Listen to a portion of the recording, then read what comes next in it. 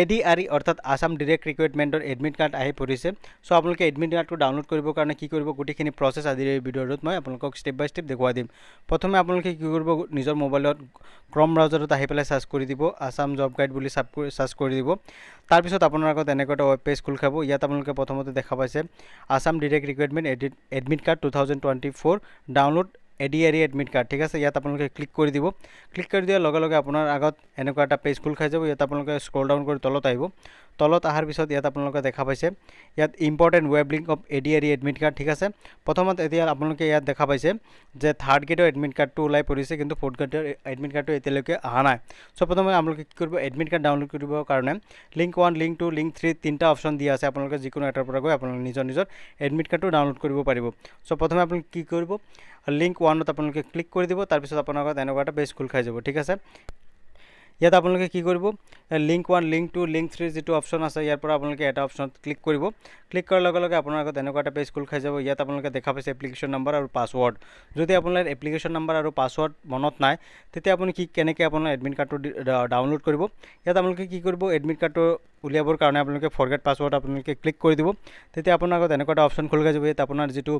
registration কৰিছিল যেটো mobile number দি সেই মোবাইল নম্বৰটো আপুনি ইয়াত দিব মোবাইল নম্বৰটো দিয়াৰ পিছত আপুনি কি কৰিব মোবাইল নম্বৰটো দিব আৰু তলত আপোনাৰ ডেট অফ বাৰ্থ যেটো আছিল সেই ডেট অফ বাৰ্থটো আপুনি ইয়াত দুনিয়াকে ফিল কৰি দিব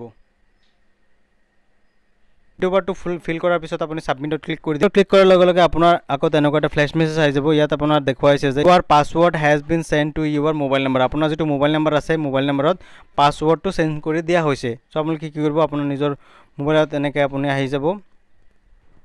মেছেজ বক্সত আপুনি আহি যাব মেছেজ বক্সত আহাৰ পিছত আপুনি মেছেজ বক্সটো খুলিব আৰু ইয়াত আপুনি দেখা পাইছে আপোনাৰ আইডি পাছৱৰ্ডটো এনেকৈ আহি গ'ল ঠিক আছে ইয়াৰ পৰা আপোনাৰ এপ্লিকেশ্যন নম্বৰটো আপুনি কপি কৰি লৈ ল'ব আৰু আপোনাৰ পাছৱৰ্ডটো আপুনি চাই ল'ব তাৰ পিছত আপুনি কি কৰিব ইয়াত লিংক 1ত আপুনি ক্লিক কৰি দিব তাৰ পিছত ইয়াত আপোনাৰ যেটো এপ্লিকেশ্যন নম্বৰ আহিছে আপোনাৰ সেই এপ্লিকেশ্যন নম্বৰটো দিব আৰু আপোনাৰ যেটো পাছৱৰ্ড আছিল পাছৱৰ্ডটো আপুনি ইয়াত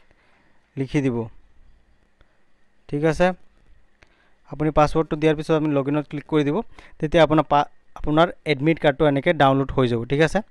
দুটা পেজ আহে আপোনালোকে এনেকৈ ডাউনলোড কৰি ল'ব তাৰ পিছত ইয়াত সেভ কৰিবৰ কাৰণে আপুনি কি কৰিব এনেকুৱা অপচন আহি যাব ইয়াত সেভ PDF ৰ এটা অপচন শো হৈ আছে ইয়াত আপুনি ক্লিক কৰি দিব তাৰ পিছত ইয়াত আপোনাৰ PDFটো এনেকৈ